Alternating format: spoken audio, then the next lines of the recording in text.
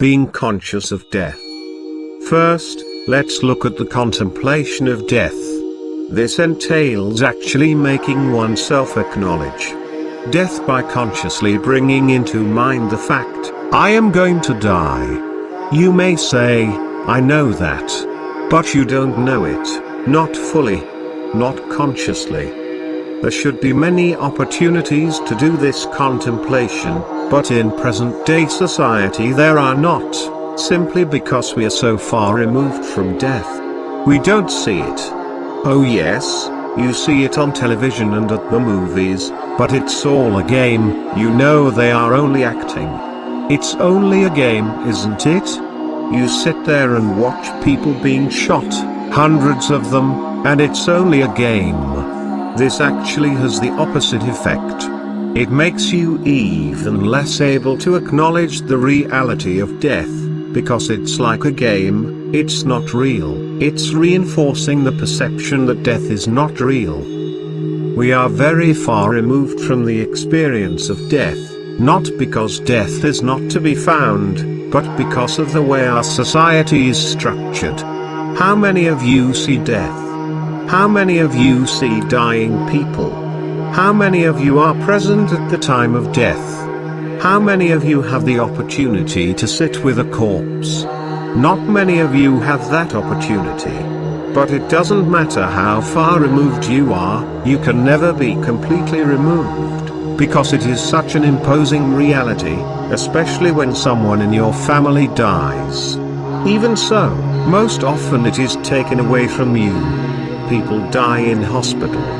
If they die at home, you call the funeral directors and they take the body away and put it in the funeral parlor. If you have a service, the body is all sealed up and then it is cremated for you. So you have very little contact, which is very different from the way things used to be. In earlier times, in more simple cultures, if a member of your family died, you washed the corpse, dressed it, and burned it or buried it yourself. You had to do it. No one was going to come and do it for you. You, your family and your friends had to dress the body, carry it, collect the wood, make a pile and put the body on the pile of wood and burn it. This is how cremation was, very basic. In fact, this is very much how we still cremate bodies in our forest monastery in Thailand. We usually use a very simple coffin that the villagers make themselves. They just collect some planks, knock up a coffin, put the body in it, no lid, put it in the hall and everybody is there to see and contemplate it. Then they make a pile of logs, place the body on top, and burn it while everybody stands around and watches. So there is an opportunity to see the natural end of life. The end of one cycle of life. And that has a very good effect in helping us to rise up and come to terms with this reality, rather than it being a ghost, a skeleton in the closet waiting to sneak out and haunt you. Anything that is not brought out and fully confronted, fully come to term with, can have power over you. Ghosts usually haunt at night when you can't see them. They sneak up behind you when you're not looking and can't see them. When you put on the light, there is no ghost.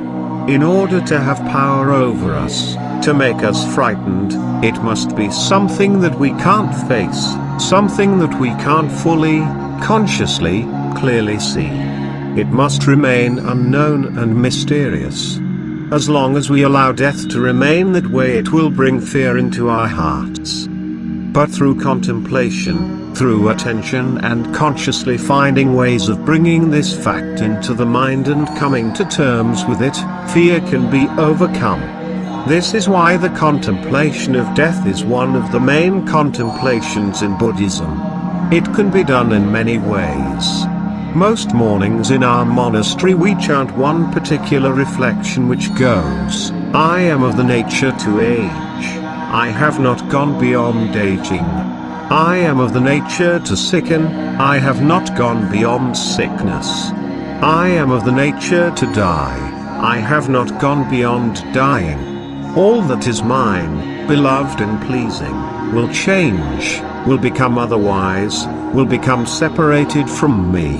When you contemplate this reality with a peaceful mind and really bring it into consciousness, it has a powerful effect in overcoming the fear of old age, sickness, death and separation. It's not for making us morbid, it's for freeing us from fear.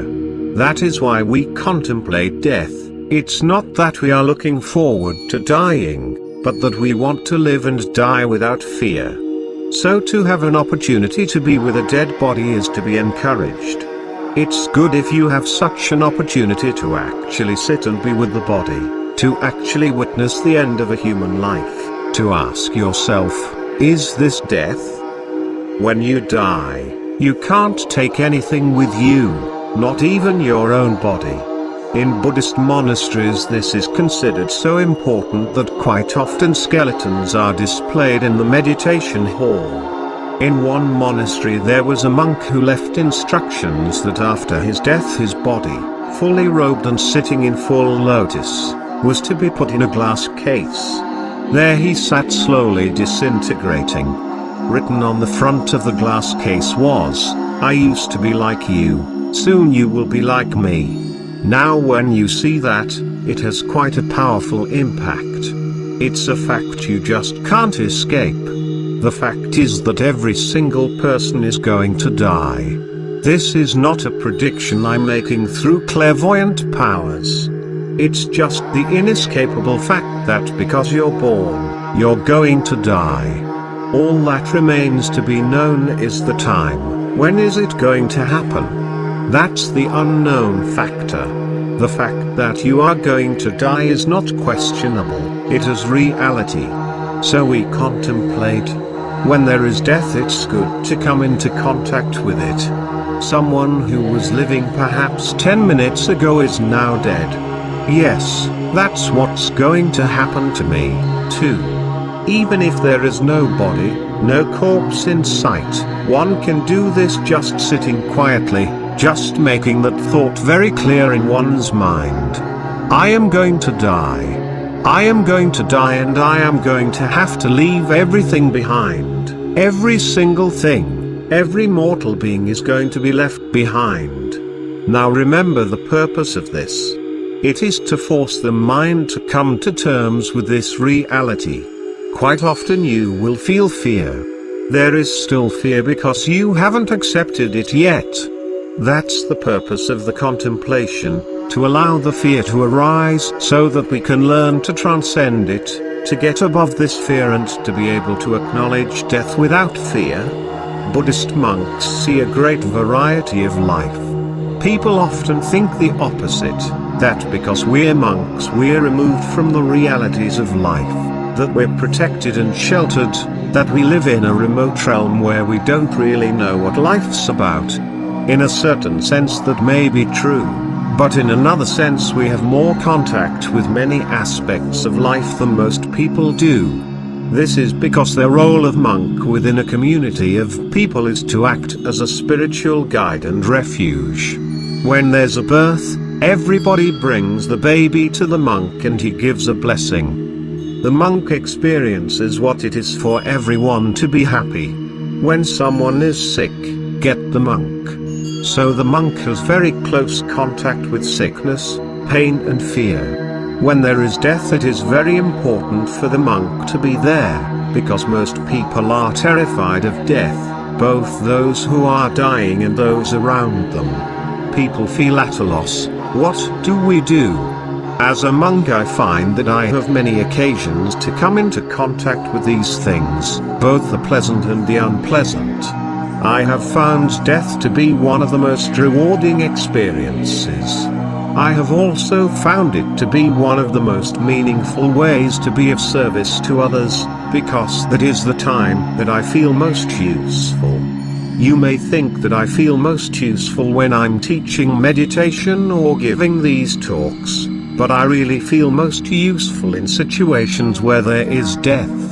That is the time when I feel that through my contemplation, through my appreciation of this process called life, I can be a refuge for the dying and for the people around the dying.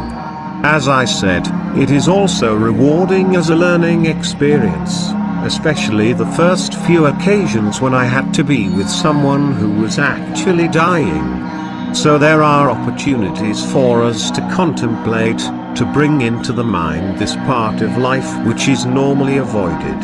Notice if fear arises. If fear does arise, it must be dealt with. We must rise above it. How do we rise above the fear of death? The first thing is to acknowledge its inevitability. Everything, both animate and inanimate, follows the same process. It is just part of life. There is no problem. It's not that we look forward to it. Some people respond to this with, well, if you're not afraid of death, why don't you go and kill yourself? But we're not afraid of living, either. Just because you're not afraid of something, does that mean that you have to do it? This rising up and acknowledging is part of life. Inevitably, I'm going to die. Everybody, every plant, every tree, every insect, every form, every being, follows the same path. Soon it will be autumn, the leaves fall off the trees. We don't cry, it's natural. That's what the leaves are supposed to do at the end of the season. Human beings do the same thing. We have to rise to this occasion and acknowledge this reality. Another quality that is very helpful is confidence. Religious people usually have less fear of death than very materialistic people, because for the materialist there is only one life and that is it. Of course, to some people that's quite appealing, but for most people the thought that it's all gone is not very desirable. In fact, it's quite frightening. But from the Buddhist perspective, death is never seen as the end. From the Buddhist perspective, birth is not the beginning and death is not the end. It's just one part of a whole process, a whole cyclic process of birth, death, rebirth, dying again, rebirth, dying again.